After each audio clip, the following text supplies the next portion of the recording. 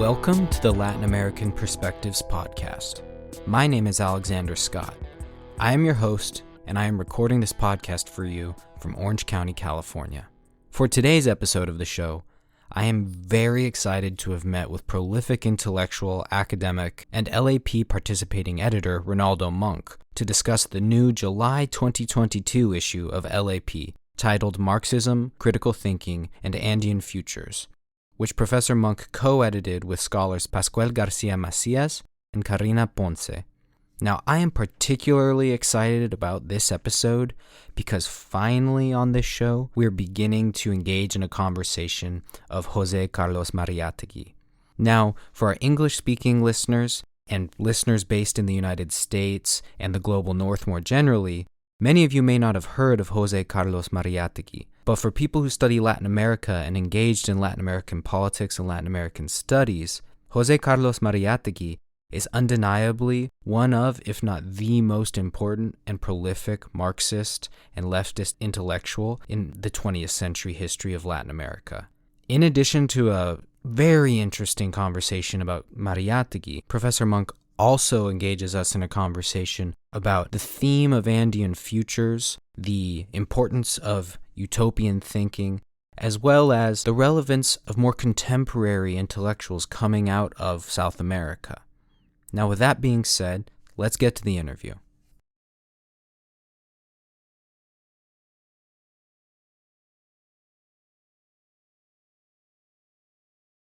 So thank you so much for making the time to meet with me.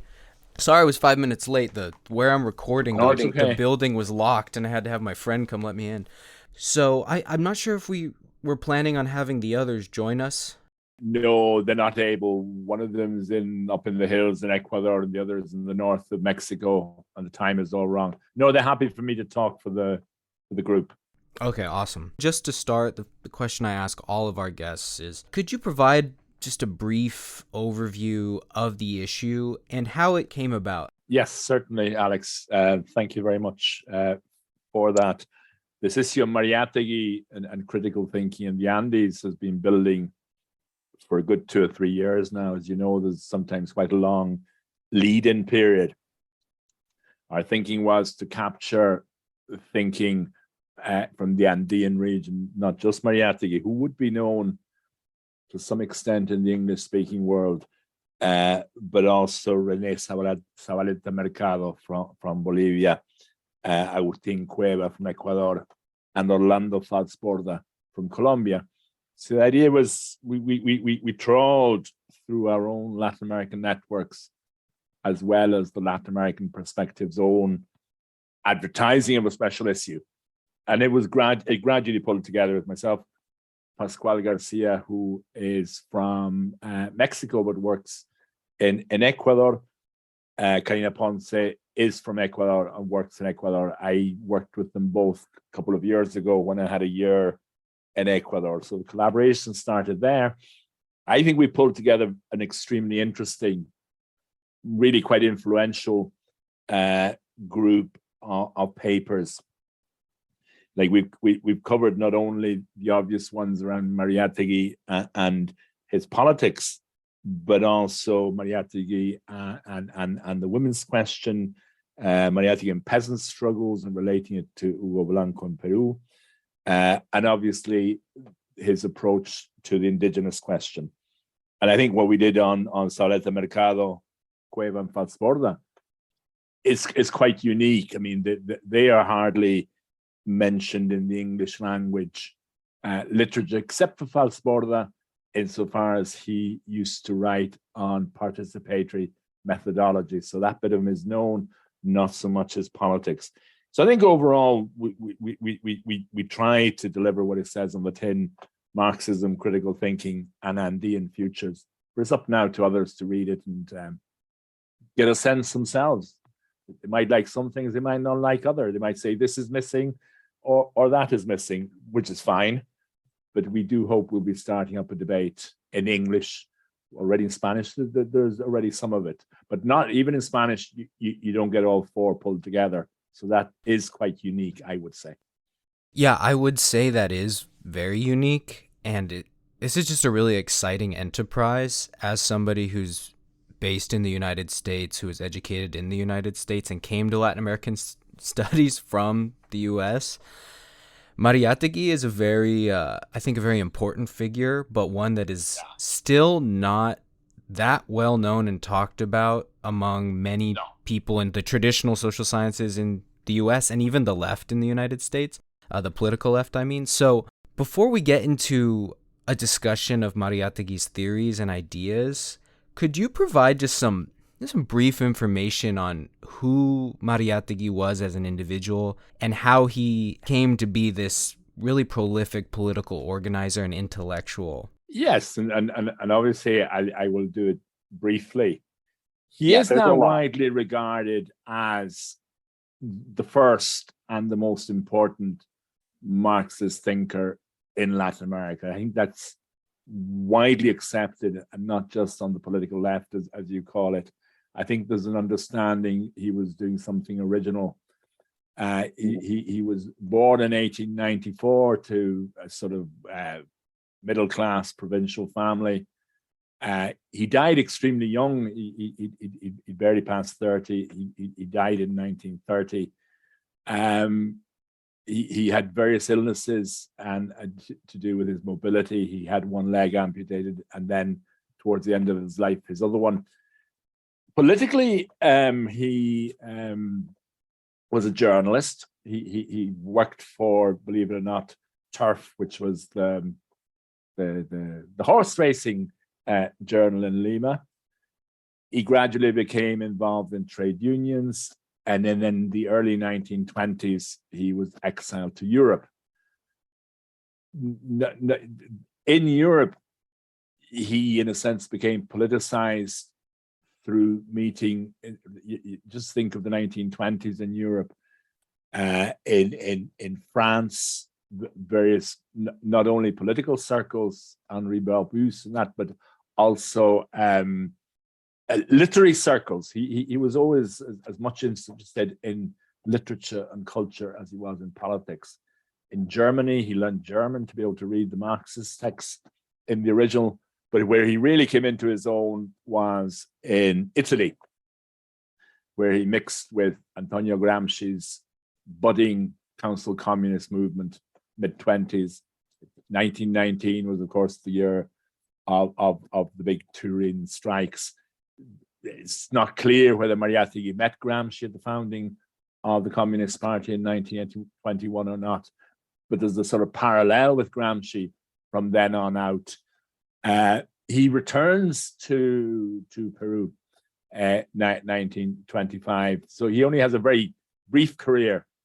He organized trade unions, he organized the Peruvian Socialist Party, he engaged with the indigenous question. He ran a literary salon from his home in Lima, and he became part of the international communist movement at that time. He went to Buenos Aires for the International Congress of the Communist Parties and fell out with the Communist International leadership over two issues, mainly around the indigenous question, which they at the time had a very sort of strange view that the indigenous peoples, that it was a national question, whereas Mariátegui argued it was a social question, that the indigenous lacked land, and that was the main task for socialists. He also fell out with them. This was the most sectarian period of the Comintern, the so-called third period. He wished to call his party, or their party, the Socialist Party, and have a fairly broad church. And he was told, no, it has to be called a Communist Party. It has to be a narrow cadre of people who are committed to the revolution.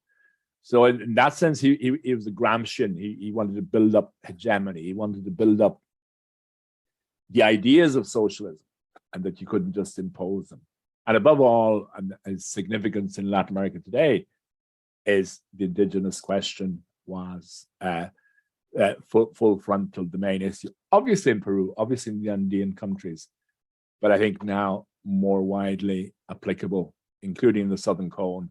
And I'm from Argentina, so I would have been reluctant at first to embrace Mariátegui, but I think his methodology, his approach is very relevant today. You already started to touch upon my next question, which might be a little redundant, but I'll still ask it anyway. So, thinking about Mariátegui and his contributions to theory, politics, intellectualism, I hope we can unpack a little more some of the central tenets and defining features of Mariáteguismo and his break with traditional approaches to Marxism at the time he was writing, as well as his break with the Marxist International. I think that has a lot of relevance, not only historically, but contemporarily to thinking about politics and socialism and Marxism and things like that. So I'd love to hear your thoughts. It is very contemporary. You're right on that. It's not just something, say, oh, well, this was a figure, in the 1920s. And you might think that of some European thinkers like Lukács. What's the relevance there? I don't know. I'm not arguing against Lukács. I'm just saying, with Mariátegui, I suppose the reason why it remains so central is that with the rise of left governments after the year 2000, this type of thinking, this type of strategic thought comes to the fore again. His conception of politics and the political party was unique and very different from that prevailed not only in the communist movement, but also in Latin America with sort of populism and so on. He was the opposite of a populist, very quietly spoken, would seek to persuade people rather than standing in the plaza hectoring people. Like I hinted earlier, it's very much a Gramscian approach to building a socialist movement. You have to get your ideas out there. You have to have people accepting your ideas as valid, as relevant. That's so one is conception of the party, how you build a movement.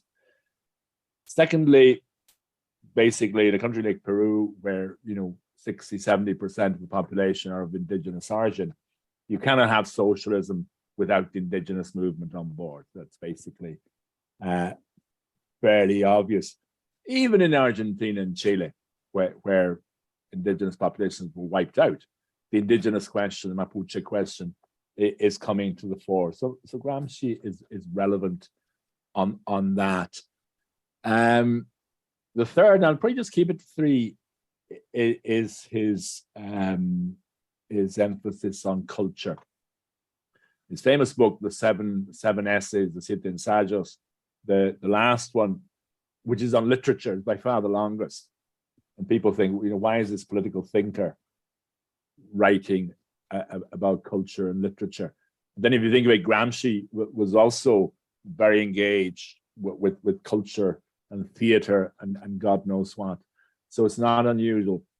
What I now understand from Mariátegui is that he thought you could have a revolutionary breakthrough when not only did you have a political vanguard, but also an artistic or cultural vanguard. So that's why he was interested in futurism, all Marinetti in Italy, all the sort of avant-garde cultural trends were very much part of what he thought about. Whereas nowadays, as you know, and I'm sure it's the same in the US as elsewhere, there's a separation between politics and culture. So very much he would see the two coming together. I think those three would be my main take-home points about Mariátegui. Thank you for that. People have to read the issue. Yeah. In more depth. They'll have to read the issue, and then eventually they'll have to go read his actual. Well, yes. He's not easy to read. He's not easy to read. It's like Gramsci. It's all over the place. Bits and pieces of journalistic commentary. Like I took the collected works which I had read much earlier. I took them to Ecuador, and just because I was living on my own up in the mountains, I was reading it thoroughly and taking notes. It takes a while to. There isn't the potted version of Mariátegui. Here's his main thinking. Right. but you do have to read it. You do have to read it. He's a very good writer. He's a journalist first and foremost. Thankfully, he's not an academic, so he writes in very clear prose. Well worth reading. Absolutely. And for our English listeners, there's an anthology of his writings that was put together by Harry Vanden and I think Mark Becker. That's excellent. That's what I've read.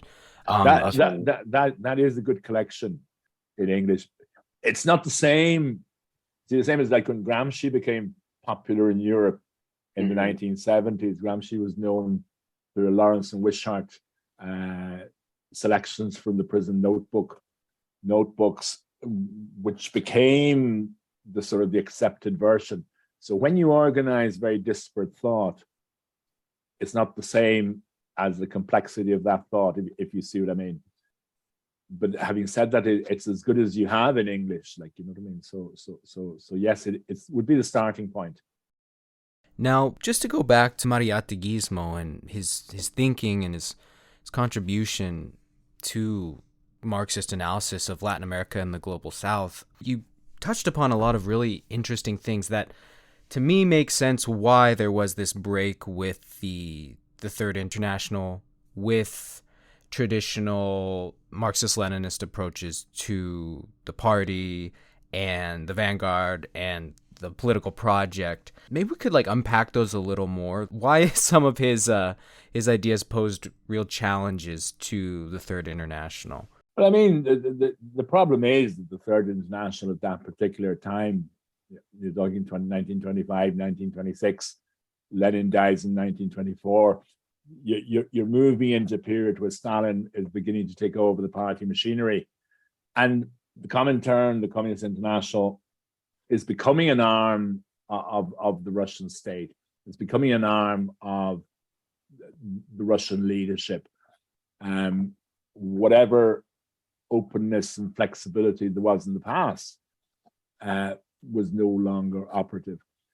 And I mean, and the way Mariátegui was dealt with, even before he died at the start of 1930, he was removed as general secretary of the Peruvian Communist Party, and they put in Eudosio Ravinis, a Peruvian who had been floating around somewhere in Europe, who was really, if you want, a Stalinist hatchet man. The party in Argentina, Victorio Codovilla, who was the leader of that party, these were extremely sectarian people who then went on to play a role in the Spanish Civil War and were engaged in disappearances of Trotskyist anarchist fighters during the Spanish Civil War in Barcelona and things like that. So how could I put it? Not very nice people. Mariátegui was no match for them. Like, you know, he was an intellectual at the end of the day, and that's what they accused him afterwards of being an intellectual dilettante, which he wasn't. He was an organizer. He was a trade union organizer. He was above all a working class educator. He worked in the various workers' education colleges in Peru. He was an educator, an extremely original thinking, but obviously the Comintern, that didn't work. They said on the indigenous question, they said, and I think this applied in the US at the time as well in 1930, was indigenous peoples are oppressed nationalities. Socialists or communists need to push or promote their independence. Mariátegui said that has no relevance in Peru whatsoever. Like I said earlier, the indigenous question is a land question. The indigenous were the land was taken off, and they just said, "Sorry, Mister, you have to shut up and follow the line." So you know what I mean? It's not just a political dispute. It was an extremely authoritarian period of the communist movement that didn't relax until well into the 70s, 80s, 90s, perestroika and all that. It was unfortunate. They did move towards the Popular Front in 1935 to 1939. So they were less sectarian. but that was the so-called third period, 1928 to 1932, I think. And basically, they moved in on the Peruvian Socialist Party, expelled Mariátegui and anyone suspected of they created. You use the word Mariáteguismo there, like in a sense, not something that he used. Right. In fact, the Comintern said we have to purge the movement from Mariáteguismo. But there's no such thing as Mariáteguismo. There's a flexible application of Marxism in the Andean reality. He never created a system of thought. So the guy was a journalist. Like, he didn't write 3 volumes of Capital or Lenin's massive volumes. He wrote essays. He was an essayist. Extremely well liked, extremely, like, his funeral attracted masses of trade unions and women's groups from across Peru. He was loved by people. But in terms of his influence on the communist parties or socialist thinking, he was off the agenda until the 1960s, 1970s. He was persona non grata, He was accused of being a populist, an intellectual, a dilettante, all sorts of things. So there you are. Anyway, there aren't two sides to that dispute, as far as I'm concerned. Anyway, it was a bad period. It was a dark period for the communist movement. Right before we go into the second half of the issue, could you describe Mariátegui's relevance to movements in the 20th century in Latin America? In all honesty, there wasn't much influence there at all. The truth is that, we can say that there should be relevance, but I don't remember ever in social movement research that I've done coming across Mariátegui's name. He was marginalized as a thinker. And it's also to do with nationalism. He would have been seen as Peruvian. So in Argentina, why would you bother with a Peruvian thinker? I'm not saying that's common, but I mean, there would be an undercurrent of that, because it takes time to absorb what he's thinking, understand what he's thinking, related to the present day. At the bare minute, he became popular in Argentina over the last 10, 15 years. And you have lots of books on Mariátegui. And what people like is that it's an open Marxism. And we have one of our chapters is precisely on open Marxism. Curtis Klein, The Open Marxism of José Carlos Mariátegui. So the appeal is that he breaks with dogmatism. He breaks with strong party lines. He breaks with the I know it all type of approach. So there's not a direct correlation with movements that I have seen anyway.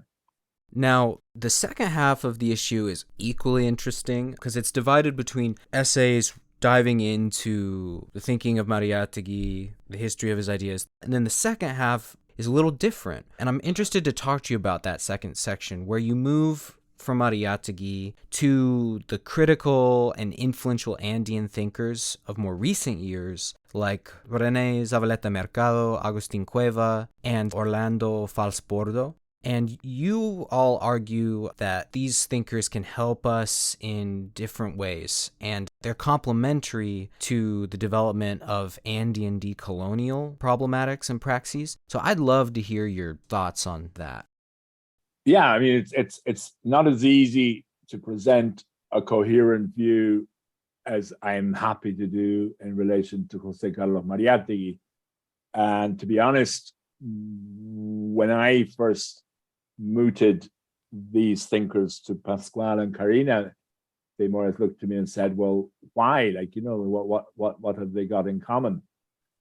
I'm still not, to be honest, I think I'm not 100% sure that they do constitute a coherent whole.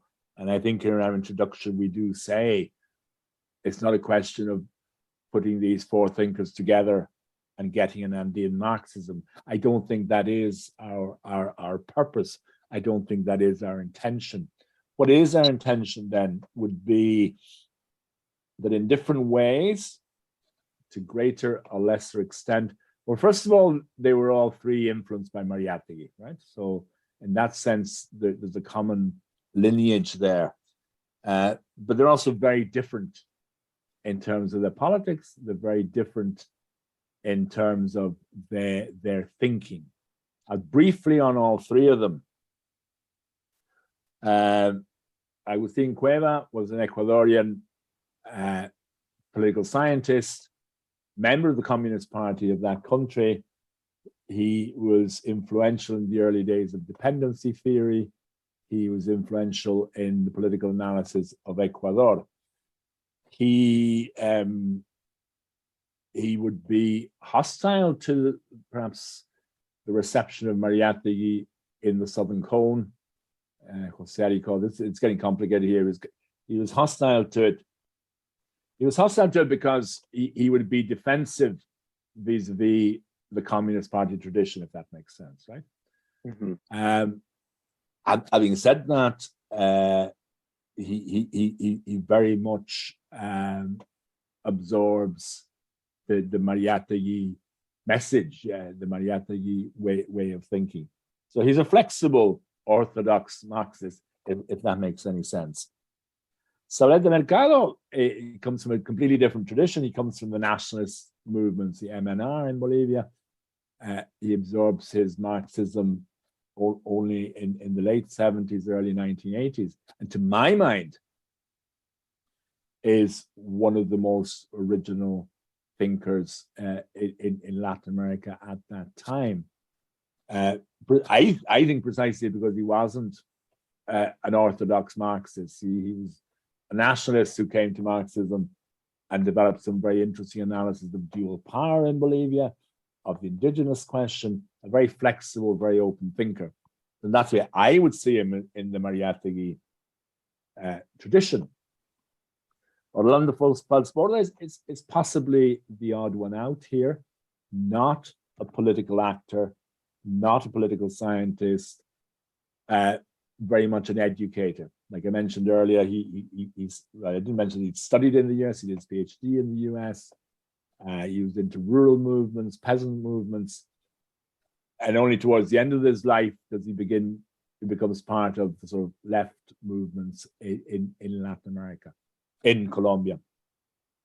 Where I see him following in the Mariátegui tradition is in his education. He's an educationalist. First and foremost, he's the whole bottom-up methodology, participatory action research. So to me, he's very much in the Mariátegui tradition in a very different way, in a practical way. So I think we're not pretending you put all these together and stir and mix. He also had a great interest in religion. So one of the articles by Juan Mario Díaz Arévalo is around religion. That's the other thing I didn't mention with Mariátegui. One reason why he's seen as a bit of an outsider by Orthodox Marxists. He was completely supportive of religion. He says socialism is a religion. He didn't like atheists or people like that, and he thought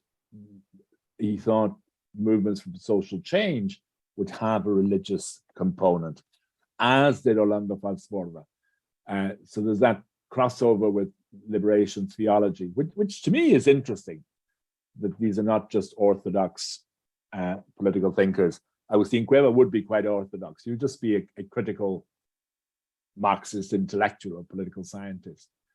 And the other two guys, to me, are very interesting. René Soler de Mercado, because he doesn't come from that strong Marxist tradition, but rather from the nationalist movement. He's more open to culture. Yeah, he's more open to culture, more open to he's more open to how ordinary people feel and think. Whereas the Marxist, the Orthodox Marxist, has seen the light and is going to tell people what they have to do. So Falsborda is all bottom-up methodologies, participatory action. And that's how he's known in the English-speaking world. But he was also a political actor in Colombia. So we have to see. I can tell you, we struggled to get these articles where we could have filled the whole issue with Mariátegui. I was determined that we would get a broader sample of thinkers. I did have one last question just about the topic, the theme of Andean Futures and Andean Utopias and the need to develop new ways of thinking about Latin America. I'd love to hear your thoughts about that. I suppose I'm simply pushing the boat out here. I'm not from the Andes region. I know that there are mixed thoughts on an Andean utopia. I know there are mixed thoughts in that region as to whether you can talk about an Andes region. So I'm only pushing the boat out very gently. And I think there has been work in the Mariátegui tradition on that. I mean, the utopian element is the Mariátegui looked back to the Inca period before the Spanish arrived. And he didn't say it was the nirvana, but he did say it was a society based on reciprocity and redistribution. You had a different ethos, and the market did not rule society. So I think that the Buen Vivir type of philosophies that came out in Bolivia and Ecuador, and to a lesser extent in Peru, are in some way an echo of that thinking. You can go back to the pre-conquest period, and of course it would be a utopia. Of course, I'm not going to go around Buenos Aires saying we're going to bring the Incas back. You know, everything was great with them. No, of course not. But it's a way of thinking of alternative futures. So I think that's critical thinking, and Andean Futures is precisely what we're trying to encourage. I'm not promoting a strong line on it because I wouldn't be sure myself as to whether it's viable. But I think these thinkers open us up to that, you know, and there's stuff there that could feed into that. But it's up to others to read it, and students in particular to read it and, you know, follow through things they're interested in and so on, you know. I completely agree. And your whole approach to this issue, to the various articles you've curated, to the idea behind it of, as you said, pushing the boat. You're just pushing the boat out there, that trying to just stimulate thought and conversation about Mariátegui, these new thinkers in Latin America. I think especially for our English speaking audiences and people based in the global north, I think this issue provides a really good example of the type of work we should be doing and the type of scholarship we should be engaging in. I think there's a tendency, even in the United States, people on the left who are interested in Latin American studies, to just read Marx or just read, you know, histories or contemporary social science. But often a lot of folks aren't even that engaged with the serious and very rich intellectual history of Latin American thinkers. And so I think this issue is an incredible contribution, and hopefully will really inspire and motivate young students. You're right on that, Alex. I hope you're right. Good questions there. Okay, Alex, listen, you have a nice day. Thank you so much, Ronaldo. You're welcome.